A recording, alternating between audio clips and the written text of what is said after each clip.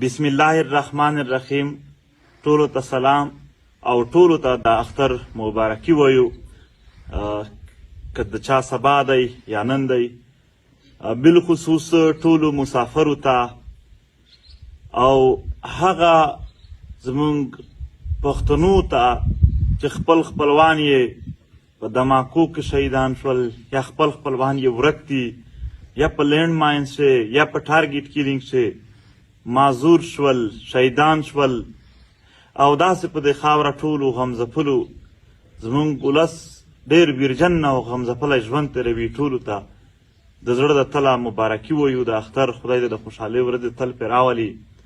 د تحریک چې څومره شهیدان دي هغو ټولو ته، د دوی کورنیو ته د زړه د تله د اختر مبارکي وایو. خدای دې د خوشحالۍ ورځې په دوی تل راولي.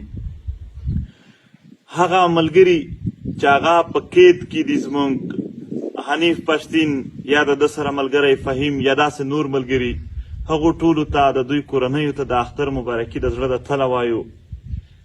او په بر وطن کې هغه فعالان چې د ولسونو د انساني حقونو دپاره یې مبارزه کوله په قید کې دي، لکه نورایل کلیوال، مطیع الله ویسا او داسې نور، هغو کورنیو ته دوی ته د زړه د تله مبارکي وایو. غرض ټولو ته د زړه د تله د اختر مبارکي وایو.